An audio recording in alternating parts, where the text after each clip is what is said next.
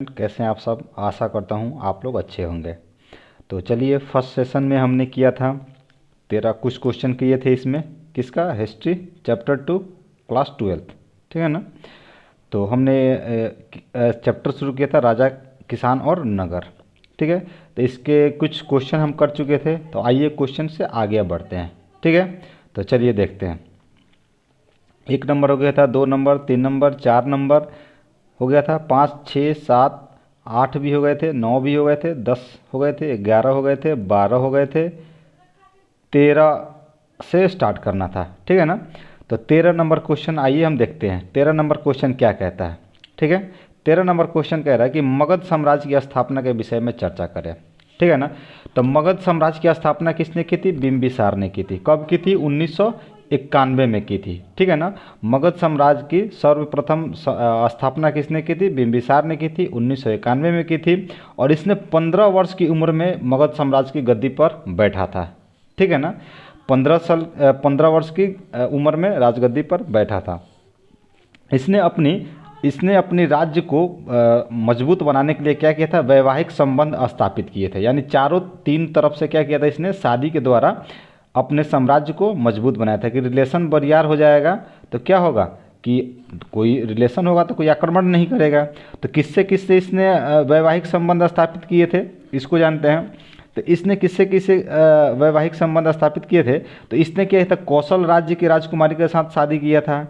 उसके बाद में लिच्छवियों के साथ इसने अपने साथ संबंध स्थापित किए थे। उसके बाद में महेंद्र देश के साथ भी शादी करके ये अब क्या किया था? अपने साम्राज्य को ताकतवर बनाया था।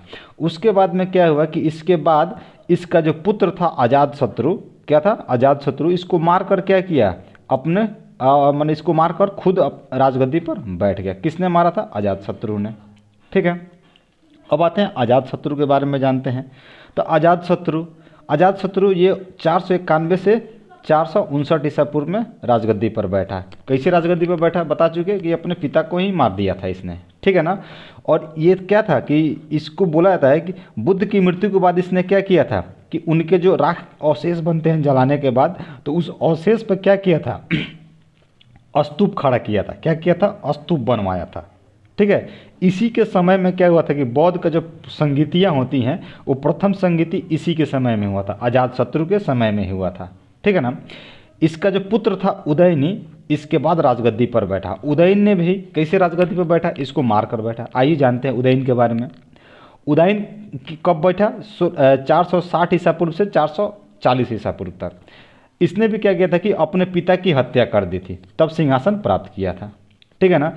इसके बारे में बोला जाता है कि मैंने इसके राज्य के बारे में बताया जाता है कि ये गंगा, सोन नहीं होगा, सोन होगा, ठीक है ना। सोन एवं पुनपुन नदियों के संगम पर पाटलिपुत्र नगर की स्थापना की एवं राजगिरी को राजधानी में परिवर्तित कर दिया, ठीक है।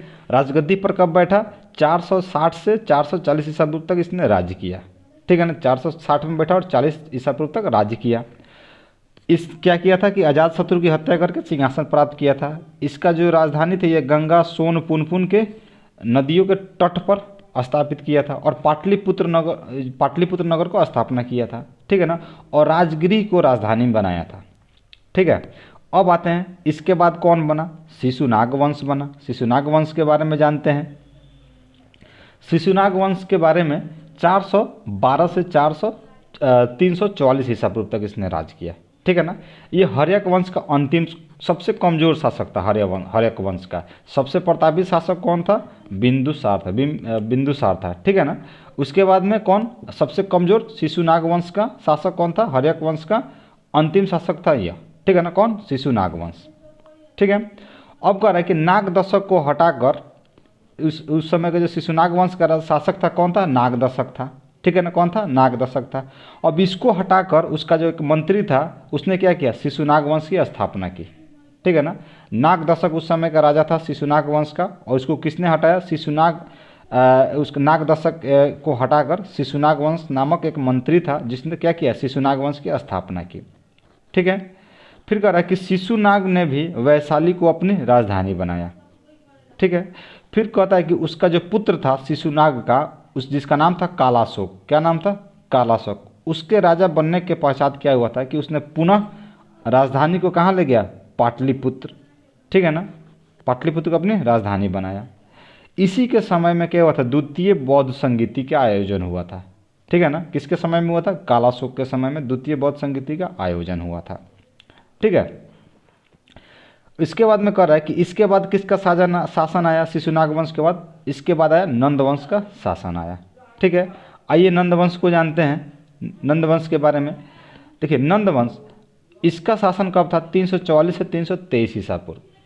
नंद वंश का संस्थापक कौन था, महापद्मानंद था, ठीक है ना। इसने शिशुनाग वंश को क्या किया, अंत कर दिया और उसके बाद से नंद वंश का नींव डाली, ठीक है ना। इसका जो अंतिम शासक था धनानंद था, ठीक है ना, धनानंद था।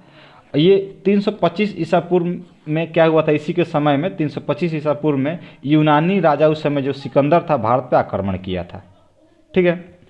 ऐसा बोला था कि भारत पे आक्रमण किया था, लेकिन आक्रमण किया नहीं था, वो उधर से उधर ही चला गया, ठीक है। सिंध नदी के बाद से ही वो चला गया, इधर नहीं आया, भारत में नहीं आया था। चलिए फिर आते हैं कि चंद्रगुप्त मौर्य ने चाणक्य की सहायता से क्या किया था, चंद्रगुप्त मौर्य ने चाणक्य की सहायता से मगध में नंद वंश को समाप्त कर मौर्य साम्राज्य की स्थापना की थी, ठीक है। अब आइए आते हैं नेक्स्ट क्वेश्चन पे, 14 नंबर क्वेश्चन कर रहा है कि मगध महाजनपद की विशेषताएं एवं उत्थान के कारणों को बताना है, ठीक है। मगध महाजनपद की विशेषताएं को बतानी है। अब मगध महाजनपद की विशेषताएं क्या थी, अब ये कई कारणों से महत्वपूर्ण था, इसको आइए देखते हैं।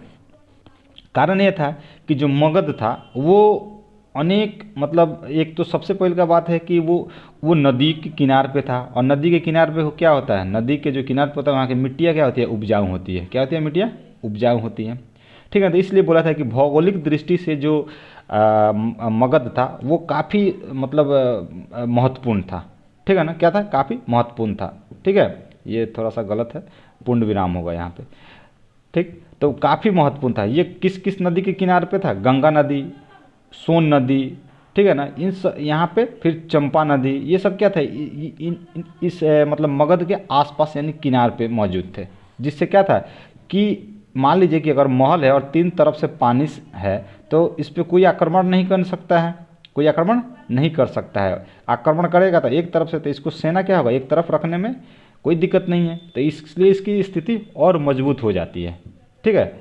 उसके बाद में कह रहा है कि मगध की जो प्राचीन राजधानी थी, प्राचीन राजधानी राजगीर, ठीक है ना, वो क्या था, उसको पाटलिपुत्र को, मतलब यहाँ पे सीधा देखेंगे कि मगध की प्राचीन राजधानी राजगीर एवं नवीन राजधानी पाटलिपुत्र। प्राचीन यानी पुराना कौन था, राजगीर था, और नया पाटलिपुत्र था, जो कि देखा जाए कि सामरिक दृष्टि से यानी व्यापारिक दृष्टि से काफ़ी महत्वपूर्ण था, ठीक है ना। कह रहा है कि यह 5 पहाड़ों की श्रृंखला से घिरा हुआ था, ठीक है ना, घिरा हुआ था, घिरा होगा, गिरा नहीं होगा, घिरा होगा, घिरा हुआ था, ठीक है ना। राजगीर अवैध तथा, सॉरी ये यहाँ तक गलत है, ठीक है ना, ये अवैध नहीं होगा, अवैध होगा, क्या होगा, अभेद्य, अभेद्य, अभेद्य, ठीक है, अभेद्य होगा, यह पूर्ण विराम होगा, ये गलत है, ठीक है ना। तो अभेद्य था। कह रहा कि पाटलिपुत्र जो था गंगा, गंडक, सोन, इन नदियों के क्या था, संगम पे स्थित था, ठीक है। उसके बाद में आते हैं 3 नंबर पे, कह रहा कि बिंबिसार, अजातशत्रु एवं महापद्मानंद जैसे प्रतापी राजा यहाँ पे मौजूद, माने इससे पहले मौजूद थे, जिसने क्या किया था कि साम्राज्य को शक्तिशाली बनाया था, ठीक है। चारों तरफ से क्या था, ये शक्तिशाली था, ठीक है। फिर चौथा पॉइंट कह रहा है कि राजगीर के पास लोहे के विशाल भंडार मिले, ठीक है ना, माने मौजूद थे वहाँ पे, जिससे क्या था कि अस्त्र शस्त्र बनाने में भी आसानी थी। तो इस दृष्टि से भी क्या था, मगध साम्राज्य काफ़ी महत्वपूर्ण था। आइए 15 नंबर पे चलते हैं। 15 नंबर क्वेश्चन कर रहा है कि मौर्य साम्राज्य के ऊपर क्रमवार टिप्पणी लिखे। अब मगध साम्राज्य के बारे में जानना है, तो मगध साम्राज्य के जानने के लिए स्रोतों पे हम डिपेंड करते हैं। तो स्रोत, जैसे में स्रोत क्या होता है, जैसे में स्रोत में साहित्यिक स्रोत है, कौटिल्य का अर्थशास्त्र है, विशाखादत्त का मुद्रा राक्षस है, बौद्ध जैन का क्या है, ग्रंथ है। इससे मौर्य इतिहास के बारे में जानकारी मिलती है। उसके बाद में कुछ विदेशी यात्री भी थे, जैसे में यूनानी राजदूत मेगास्थनीस था, जिसके द्वारा इंडिका लिखा गया था, उससे भी मौर्य इतिहास के बारे में जानकारी मिलती है। अब यानी पुराने जो स्रोत है उससे मिलते हैं मौर्यकालीन इतिहास के बारे में जानकारी, ठीक है ना। उसी प्रकार सिक्के से भी मिलता है। फिर आता है चंद्रगुप्त मौर्य। अब चंद्रगुप्त मौर्य के बारे में जानते हैं, जिसने मौर्य वंश की स्थापना की थी, नींव डाली थी। तो चंद्रगुप्त मौर्य जो है 321 से 298 ईसा पूर्व में राजगद्दी पर बैठा था, ठीक है ना। और बोलता है कि चंद्रगुप्त मौर्य का जो जन्म हुआ था 345 ईसा पूर्व में मौर्य वंश के एक क्षत्रिय कुल में हुआ था, ठीक है ना। क्या हुआ था? क्षत्रिय कुल में हुआ था। चंद्रगुप्त मौर्य भारत में जो मौर्य वंश का संस्थापक जिसको बोलते हैं, उसको किसको बोलते हैं? चंद्रगुप्त मौर्य को बोलते हैं, ठीक है ना। उसने क्या किया था कि मौर्य वंश का स्थापना किया था, ठीक है। फिर कह रहा है कि वो कैसे किया था, तो मौर्य वंश चंद्रगुप्त मौर्य ने सबसे पहले क्या किया था कि नंद वंश का जो शासक था धनानंद, उसको क्या किया? हरा दिया, यानी उसको मार गिराया। और उसके बाद क्या किया था? नंद वंश को समाप्त कर मौर्य साम्राज्य की स्थापना की थी, ठीक है। फिर कह रहा है कि उस समय यूनानी शासक सेल्यूकस निकेटर, ठीक है ना, वो क्या था कि चंद्रगुप्त मौर्य को परास्त कर दिया। चंद्रगुप्त मौर्य ने सेल्यूकस निकेटर को क्या किया था? परास्त कर दिया। और उसको परास्त करने के बाद सेल्यूकस निकेटर ने चंद्रगुप्त मौर्य के साथ संधि किया, और संधि में सेल्यूकस निकेटर ने क्या किया? अपनी पुत्री हेलेना का विवाह किया। किसे? चंद्रगुप्त मौर्य से किया, ठीक है ना। और उसी समय से अखिल भारतीय साम्राज्य की स्थापना शुरू होती है, ठीक है। फिर उसके बाद में आता है कि एक चंद्रगुप्त मौर्य ने लास्ट में जैन मुनि भद्रबाहु से, ठीक है ना, क्या? जैन मुनि भद्रबाहु से दीक्षा लिया, ठीक है ना। किसका दीक्षा लिया? जैन धर्म का दीक्षा लिया। और 298 में श्रावण बेरगोला जो मैसूर में है जाकर क्या किया? मतलब भूखे रहकर उपवास कर अपने शरीर को त्याग दिया और मृत्यु को प्राप्त हो गया, ठीक है। इसके बाद इसका बेटा बिंदुसार बैठा, ठीक है ना, गद्दी पर। कौन बैठा? बिंदुसार बैठा। पीछे हम पढ़ा है बिंबिसार, ये है बिंदुसार, ठीक है ना। बिंदुसार राजगद्दी पर बैठा। बिंदुसार के बारे में जानते हैं, ये कब बैठा? 298 से 273 ईसा पूर्व में, ठीक है। कब बैठा था? चंद्रगुप्त की मृत्यु के बाद बैठा था, ठीक है। किसका पुत्र था बिंदुसार? चंद्रगुप्त मौर्य का पुत्र था, ठीक है ना। अब आते हैं, ये कितने सालों तक शासन किया था बिंदुसार ने? ये 25 वर्षों तक शासन किया था, ठीक है ना। इसको अभिघात अधत शत्रु, माने इसको अभिघात का उपाधि मिली थी, जिसको बोला जाता है कि शत्रु संहारक, ठीक है ना। शत्रु संहारक इसकी उपाधि मिली थी। किसकी? अमित्र घात की, जिसका मतलब होता है शत्रु संहारक, ठीक है ना। इसके काल में तक्षशिला में 2 विद्रोह हुए थे। क्या हुए थे? इसी के काल में तक्षशिला में 2 विद्रोह हुआ था। एक विद्रोह को किसने दबाया था? अशोक ने दबाया था। और दूसरा विद्रोह को इसका पुत्र जो सुसीम था उसके द्वारा दबाया गया था, ठीक है। उसके बाद में आते हैं अशोक प्रियदर्शी के बारे में जानकारी लेते हैं। अशोक के बारे में, तो अशोक क्या था? अशोक 273 से 236 ईसा पूर्व तक शासन किया था। यानी बिंदुसार के बाद अशोक राजगद्दी पर बैठा था। ऐसा बोला जाता है कि अशोक अपने 99 भाइयों को मारकर राजगद्दी पर बैठा था, लेकिन इसका साक्ष्य नहीं मिलता है कि इसने 99 भाइयों को मारा था या नहीं मारा था, ठीक है ना। तो अशोक किसके बाद शासक बना था? बिंदुसार, यानी अपने पिता के बाद क्या बना था? शासक बना था, ठीक है। वो मौर्य वंश का तीसरा शासक था। पहला चंद्रगुप्त मौर्य, दूसरा बिंदुसार और तीसरा अशोक, ठीक है ना। कह रहा है कि वो अपने पिता के शासन के समय ही उज्जैन तथा तक्षशिला का शासक रह चुका था। कहाँ कहाँ? जब अशोक बिंदुसार जब राजा था उसी समय इसने उज्जैन और तक्षशिला का क्या शासक बन चुका था, ठीक है। फिर कह रहा है कि उसने 61 ईसा पूर्व में कलिंग युद्ध किया था, ठीक है ना। कब किया था कलिंग युद्ध? 261 ईसा पूर्व में कलिंग युद्ध किया था। कलिंग के युद्ध के बाद क्या था कि उसने जो नेपाल का संपूर्ण उत्तराधिकारी मतलब राज्य था वो क्या था? भारत में मिला लिया था, ठीक है ना, नेपाल को। फिर दक्षिण भारत में जो मैसूर था उसको भी मिला लिया था, कश्मीर के कुछ भाग को भी मिला लिया था और बलूचिस्तान को भी शामिल कर लिया था, ठीक। फिर अशोक के 13वें शिलालेख से पता चलता है कि उसने जो राज्य अभिषेक के 8वें वर्ष में कलिंग पर विजय प्राप्त किया था। कलिंग पर विजय प्राप्त करने की जो उसने उल्लेख करवाई है, किस पे करवाई है? शिलालेख पे। किस शिलालेख पे? 13वें शिलालेख, ठीक है ना। 13वें शिलालेख से पता चलता है कि उसने अपने अभिषेक के 8वें वर्ष में क्या किया था? कलिंग पर विजय प्राप्त कर लिया था, ठीक है ना। इस युद्ध में क्या हुआ था कि उसने भीषण नरसंहार किया, यानी बहुत लोगों को मारा था। इसको देखकर उसका दिल क्या हुआ, यानी कठोर उसका जो दिल था वो पिघल गया। यानी जब से वो ज़्यादा खून देखा, ठीक है ना, तो उसका दिल क्या हुआ? पिघल गया कि भाई इतना ज़्यादा खून देखकर कि इतना ज़्यादा इंसान को हम मार चुके हैं और जिस पे राज्य करना उसी वहीं जब नहीं रहेगा तो फिर क्या होगा, ठीक है ना। तो वहीं से क्या हुआ कि इसका दिल परिवर्तन हो गया, ठीक है ना। उसने निश्चय किया कि वो कभी हथियार नहीं उठाएगा, कभी औजार नहीं उठाएगा, ठीक है ना। उसने युद्ध विजय के बदला पर धर्म विजय का क्या किया, धर्म विजय का मार्ग अपनाया, ठीक है। और क्या किया उसने, धर्म विजय का मार्ग अपनाया। उसके बाद से क्या हुआ, यहीं से उसने इस प्रकार से अपना साम्राज्य विस्तार करने का नीति अपनाई, ठीक है ना।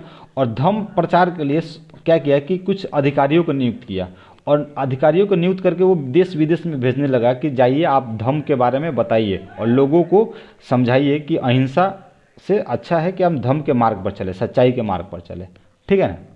चलिए नेक्स्ट पे आते हैं 16 नंबर पे।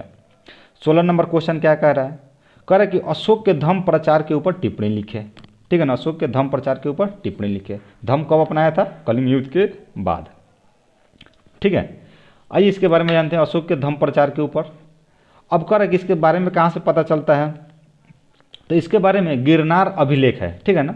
गिरनार अभिलेख है जो तृतीय शिलालेख की द्वितीय और तृतीय पंक्ति में अशोक के धम्म प्रचार हेतु अपनाए गए उपायों को लिखा गया है।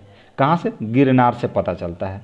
गिरनार से ही पता चलता है कि जो अशोक का धम्म प्रचार है वो जिसके बारे में पता चलता है, कहाँ से, गिरनार से पता चलता है, जो कि गिरनार का जो तृतीय शिलालेख है उस पर जो द्वितीय और तृतीय पंक्ति में लिखा गया है उससे पता चलता है, ठीक है ना। उसमें बोलता है कि अशोक ने धम्म महामात्र की नियुक्ति की थी। क्या की थी, धम्म प्रचार के लिए अशोक ने धम्म महामात्र की नियुक्ति की थी। और इन धम्म महामात्रों का प्रमुख कार्य क्या था, कि इनका कार्य था कि जो मतलब जो दो व्यक्तियों में लड़ाई झगड़ा होता था उसको समाप्त करके और बोलता था कि आप धर्म के मार्ग पे चलिए, ठीक है ना, अहिंसा को छोड़िए और धर्म के मार्ग पे चलिए, ठीक है ना। अशोक ने धम्म प्रचार हेतु भारत में और अलग अलग जगहों पे क्या किया था, इसकी शिक्षाओं का भी उपयोग किया था कि आप धर्म को अपनाइए, ठीक है। फिर उसके बाद में बोलता है कि अशोक समस्त भारत के साथ साथ क्या किया, विदेशों में भी इसका प्रचार करवाया था। मैंने अपने प्रचारक भेजे थे, अपने आदमियों को भेजे थे, ठीक है ना। और उसके बाद में क्या हुआ कि पाटलिपुत्र में तृतीय बौद्ध संगीत का आयोजन भी करवाया था। कौन करवाया था, अशोक ने करवाया था, ठीक है ना। पहला द्वितीय पीछे हो चुका था और तृतीय किसके काल में हुआ था, अशोक के काल में ही हुआ था। आइए नेक्स्ट चलते हैं 17 पे। 17 नंबर क्वेश्चन क्या कहता है कि अशोक के अभिलेख के ऊपर प्रकाश डाले। अब अशोक के अभिलेख के ऊपर प्रकाश डालना है, यानी अशोक का जो अभिलेख है उसके बारे में जानकारी लेना है, ठीक है। तो आइए देखते हैं। कह रहा है कि अशोक कलिंग इतिहास साम्राज्य के विस्तार में धार्मिक दृष्टिकोण से समझने में अशोक के अभिलेख अत्यधिक सहायक सिद्ध होते हैं। यानी जो अशोक के बारे में जानकारी सबसे ज़्यादा कहाँ से प्राप्त होती है, तो उसके शिलालेखों से प्राप्त होती है, क्योंकि उसके अलावा कोई दूसरा उपाय नहीं है। तो इसलिए अशोक के जानकारी के बारे में कहाँ से पता चलता है, उसके शिलालेखों से पता चलता है, ठीक है ना। उसके बाद में कह रहा है कि उसके जो शिलालेख है वो बता रहा है कि 40 से अधिक अभिलेख प्राप्त हुए हैं, ठीक है ना। अभी तक अशोक के 40 से अधिक अभिलेख प्राप्त हो चुके हैं, जो कि भारत के अलग अलग कोने से मिले हैं, ठीक है ना। उसको बोला जाता है कि ऐसा बोला था कि जो रामकृष्ण भंडारकर थे वो अशोक के जो शिलालेख है उसी के द्वारा अशोक के बारे में पूरा कहानी लिख दिए हैं, ठीक है ना। उनके शिलालेख के द्वारा जो शिलालेख मिला है अशोक का, उसको पढ़कर उसको देखकर रामकृष्ण भंडारकर ने अशोक के जो अशोक के बारे में जो जीवनी लिखनी है वो उसके अभिलेखों से ही क्या किया है, रामकृष्ण भंडारकर ने लिख दिया है, ठीक है। तो इससे अशोक के अभिलेखों से पता चला है, क्या पता चला है कि अशोक के जो टोटल अभिलेख थे कितने थे, 40 थे, यानी 40 से अधिक थे, जो कि अलग अलग जगहों पे भारत में फैले हुए हैं। और रामकृष्ण भंडारकर द्वारा क्या है कि इसके अभिलेखों के द्वारा ही इसके बारे में क्या किया गया है, जीवनी लिख दिया गया है, ठीक है। फिर 18वें नंबर क्वेश्चन पे देखते हैं कलिंग युद्ध का अशोक पर क्या प्रभाव पड़ा। तो कलिंग युद्ध का अशोक पे बहुत मतलब गहरा प्रभाव पड़ा था, ठीक है ना। प्रभाव ये था कि वो कलिंग युद्ध में इतना ज़्यादा नरसंहार हो गया कि उसको देखकर उसका दिल पिघल गया था, ठीक है ना। और भविष्य में वो कभी भी युद्ध करने का निर्णय नहीं लिया। वो बोला कि हम इसके बाद कभी युद्ध ही नहीं करेंगे, हथियार ही डाल दिया, ठीक है ना। और क्या किया कि धम्म विजय का मार्ग अपना लिया, ठीक है। क्या किया, धम्म विजय का मार्ग अपना लिया। उसके बाद में बौद्ध धर्म को क्या किया, ग्रहण कर लिया, ठीक है ना। क्या किया, जब धर्म का मार्ग अपनाया तो उसके बाद क्या किया, बौद्ध धर्म ग्रहण कर लिया था। और बौद्ध धर्म अगर मान लीजिए कि बौद्ध धर्म ग्रहण किया भी ऐसा बोला जाता है कि अगर वो कलिंग युद्ध में इतना नरसंहार नहीं करता तो शायद ये बौद्ध धर्म को नहीं अपनाता, क्षत्रिय ही रहता। लेकिन यहाँ पे बात आती है कि बौद्ध धर्म क्यों अपना लिया, तो बौद्ध धर्म इसलिए अपना लिया कि उसको अहिंसा, मतलब उसको इतना ज़्यादा हिंसा कर चुका था, इतना ज़्यादा लोगों को मार चुका था कि वो अब चाहता था कि हम शांति से जीवन व्यतीत करें। ठीक है, उसका जीवन शैली, तो वो जब बौद्ध धर्म को नहीं अपनाया था, धर्म का मार्ग नहीं अपनाया था, उससे पहले क्या था उसका जीवन शैली? उसका जीवन शैली वही था जो उसके पूर्वजों लड़ते थे, शिकार खेलते थे, मांस खाते थे, विलासिता जीवन बिताते थे, युद्ध करते थे। तो ये सब पहले अशोक करता था। ठीक है ना। अब बताता है कि इसका समाप्त कैसे हो गया, यानी अशोक का जो साम्राज्य था आखिर समाप्त कैसे हो गया। तो अशोक के बाद क्या हुआ कि जो बोलते हैं, सॉरी अशोक के बाद करें कि अशोक मतलब इसका साम्राज्य के ऊपर ऐसे क्या विषम स्थिति आप बैठी कि उसका राज्य समाप्त हो गया। तो उसको मतलब बहुत सारे वैज्ञानिक इतिहासकारों का कहना है कि सैनिक संगठन इसका जिम्मेवार है, क्योंकि जब राजा सैनिक को ही नहीं रखेगा तो उस पर जो आक्रमण होगी तो फिर कौन उसका आक्रमण का जवाब देगा। ठीक है ना। तो इससे बताता है कि अशोक ने क्या किया था कि अपने सेना को समाप्त कर दिया था, जिससे और उस पर जो सेना बची थी उस पर रोक लगा दिया था कि युद्ध नहीं करना है, जिससे सेना का क्या हुआ, मनोबल गिर गया और क्या हुआ, राज्य का समापन हो गया। ठीक है, नेक्स्ट क्वेश्चन पर बढ़ते हैं 19वें पे। 19वां क्वेश्चन कह रहा है कि ब्राह्मणी एवं खरोष्टी लिपि के ऊपर प्रकाश डाले। तो ब्राह्मणी एवं खरोष्टी लिपि के ऊपर प्रकाश डाले। तो ब्राह्मणी और खरोष्टी जो और अशोक के जितने भी शिलालेख मिले हैं, यानी शिलालेख मिले हैं, वो किस भाषा में लिखी गई थी? ब्राह्मणी और खरोष्टी लिपि में लिखी गई थी, जो कि अलग अलग जगहों से मिलती है। जैसे में पंजाब से मिलता है, बंगाल से, मराठा से, महाराष्ट्र से, गुजरात से, कन्नड़ से, इन सब जगहों से पता चलता है। ठीक है ना। और अशोक के शिलालेख को सबसे प्रथम 1830 में जेम्स प्रिंसेप ने पढ़ा था। ठीक है ना। और वो किस भाषा में थी? ब्राह्मणी लिपि में थी। ठीक है। उसके बाद खरोष्टी, बताएं कि 2 भाषाएं थी, ब्राह्मणी और खरोष्टी लिपि में भी थी। ठीक है। तो ये सब चीज़ें हैं। फिर आगे आते हैं 20 पे। 20 क्वेश्चन नंबर का है कि मौर्य प्रशासन कैसी थी, चर्चा करें। मौर्य प्रशासन कैसी थी उसके बारे में बताना है। तो मौर्य प्रशासन 4 भागों में बटा हुआ था। केंद्रीय प्रशासन, प्रांतीय प्रशासन, नगर प्रशासन, ग्राम प्रशासन। और अलग अलग प्रशासन का अलग अलग विचार था अपना, मतलब सब था आखिर एक ही राजा में, लेकिन सबका अलग अलग प्रशासन बांटा हुआ था। ठीक है। आइए देखते हैं कि कैसे था। अब केंद्रीय जो प्रशासन था वो टोटली राजा के अंदर में था। ठीक है ना। क्या था? टोटली राजा के अंदर में था। और मंत्री क्या था? उसमें निरंकुश होता था, यानी था मंत्री का भी बात थोड़ा मोड़ा माना जाता था। फिर कह रहा है कि जो मंत्री परिषद होता था उसमें 12 से 20 लोग तक होते थे। ठीक है। और प्रत्येक मंत्री का जो सैलरी था 12,000 पौंड था, यानी कि 1 साल का उनका जो वेतन था 12,000 पौंड था। ठीक है। उसके बाद में कह रहा है मेगास्थनीज, उसी के बाद में क्या कह रहा है कि मेगास्थनीज का कहना था कि इसके अनुसार कि एक जो मंडल होता था उसमें 30 सदस्य होते थे। जो नेता, ये बताया ना कि आप मंत्रियों वाली, तो उसी प्रकार मंत्रियों के अलावा एक मंडल होता था। उस मंडल में कितने लोग होते थे? 30 सदस्य होते थे। ठीक है ना। जिसको क्या बोलते थे? समिति भी बोला किया जाता था, समिति भी बोला जाता था। ठीक है ना।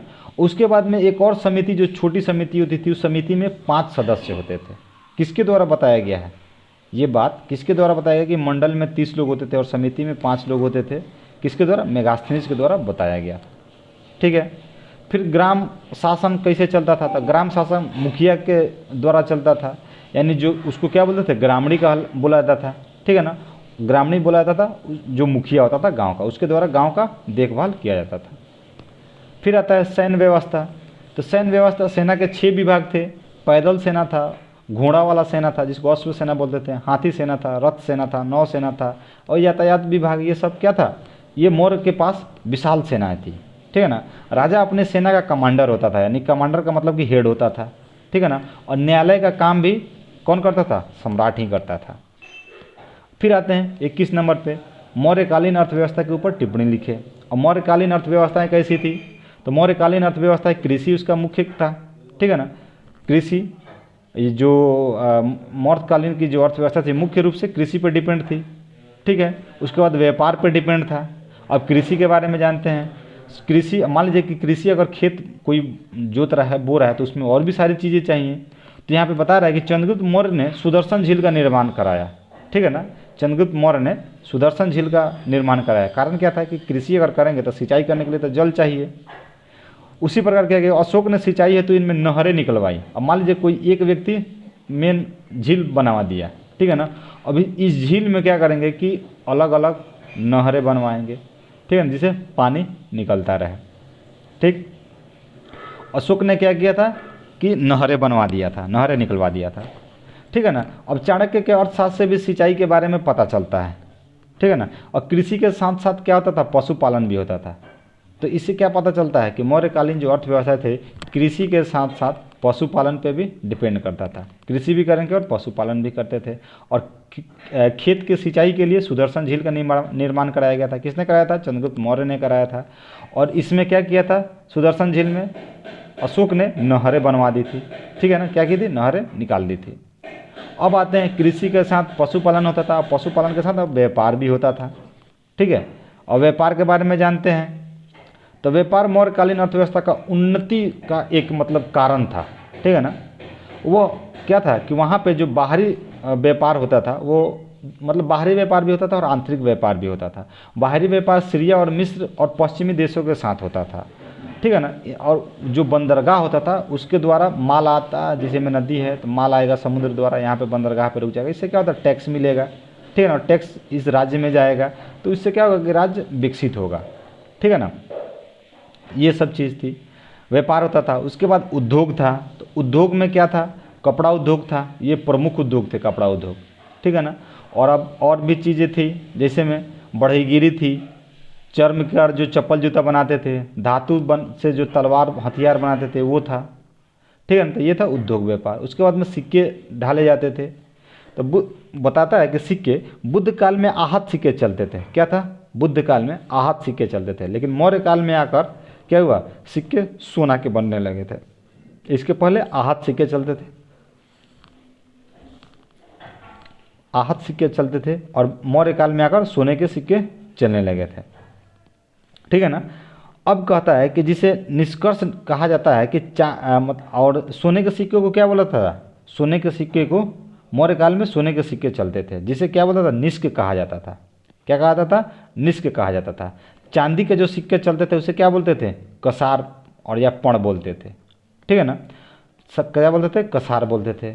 तांबे के सिक्के को क्या बोलते थे, पण बोलते थे, ठीक है ना। तो ये सब चीज़ें थी, ये सब कहाँ ढाले जाते थे, टकसाल में ढाले जाते थे।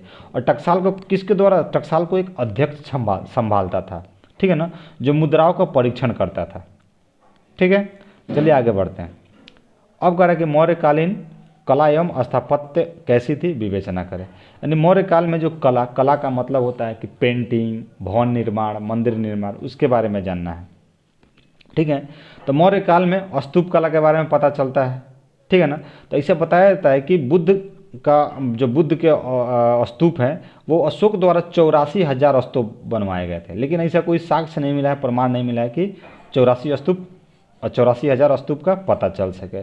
लेकिन हाँ, प्रत्यक्ष रूप में वेन सांग ने बताया है कि 80 स्तूप तो उसने अपनी आंखों से ही देखा है, ठीक है ना। जिसमें जो सांची का मौर्य जो स्तूप है वो वास्तुकला का उत्कृष्ट उदाहरण है, यानी वास्तु के हिसाब से देखा गया, वास्तुकला के हिसाब से उसको सबसे अच्छा माना गया है, ठीक है। फिर आता है स्तूप कला के बाद लोक कला। लोक कला के बारे में जानते हैं। अब लोक कला, तो लोक कला क्या है कि मौर्य काल में ये उदाहरण के विशाल यक्ष यक्षिणी की प्रतिमा है। लोक कला का मतलब होता है मूर्ति। क्या होता है, मूर्ति, ठीक है ना, मूर्ति। क्या था कि अशोक काल में मूर्तियाँ यक्ष यक्षिणी के नाम से जानी जाती थी, ठीक है ना, और इसकी मूर्ति बनाई गई थी, ठीक है। फिर कह रहा है कि जो मथुरा था, मथुरा जिला में परखर ग्राम से प्राप्त यक्ष मूर्ति मणिभद्र के पटना के दीदारगंज से प्राप्त हुआ है, ठीक है। कहाँ से प्राप्त हुआ है, मथुरा जिले के परखम ग्राम से प्राप्त यक्ष की मूर्ति हुई है और पटना से मणिभद्र की मूर्ति प्राप्त हुई है, ठीक है। पटना में कहाँ से, दीदारगंज से किसकी मूर्ति प्राप्त हुई है, मणिभद्र की प्राप्त हुई है, ठीक है। अब आते हैं 23 नंबर क्वेश्चन पे।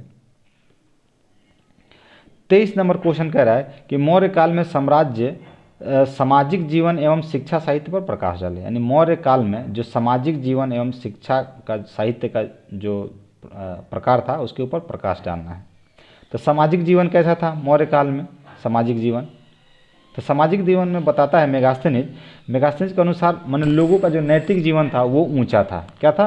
ऊंचा था। ठीक है, किसके द्वारा? मेगास्थनीज कहता है ऊंचा था यहाँ के लोगों का जीवन। लोग अपने घरों में ताला नहीं लगाते थे। अब जाहिर सी बात है कि चोरी नहीं होगी तो ताला नहीं लगेगा, ठीक है ना। लोग सत्य बोलते थे, चोरियाँ कम होती थी, जीवन स्तर ऊंचा था। या धनी परिवारों में बहुविवाह प्रचलित थी, ठीक है ना। जो धनी व्यक्ति थे उनके घर में बहुविवाह प्रचलित थी, यानी दोबारा से विवाह। लेकिन वहीं जो समाज में जो गरीब लोग थे उनको नहीं, उनका विवाह दोबारा नहीं होता था। क्या थी फिर? समाज में स्त्रियों की ठीक स्थिति थी, अच्छी स्थिति थी उस समय। किसके समय में? मौर्य काल में। अब आते हैं शिक्षा के बारे में, जानते हैं कि मौर्य काल में शिक्षा कैसा था, ठीक है ना। शिक्षा एवं साहित्य। तो शिक्षा का केंद्र था तक्षशिला, जो कि प्रधान केंद्र था, ठीक है ना। चंद्रगुप्त भी बोला था कि चंद्रगुप्त भी तक्षशिला का ही छात्र रहा, ठीक है ना। चंद्रगुप्त ने भी तक्षशिला से पढ़ाई की थी, ठीक है। अब तक्षशिला में क्या क्या चीज़ की पढ़ाई होती थी? तो तर्क शास्त्र का, वार्ता का, कृषि का, पशुपालन का, व्यापार का, दंड नीति का, इन सभी प्रकार का क्या होता था? पढ़ाई होता था। कहाँ पे? तक्षशिला में। ये नेक्स्ट चलते हैं, शुंग वंश पर प्रकाश डालें, यानी शुंग वंश के बारे में जानकारी देना है, ठीक है ना। किसके बारे में? शुंग वंश के बारे में। अब शुंग वंश के बारे में देखने के लिए सबसे पहले बात आता है कि शुंग आखिर थे कौन, ठीक है ना।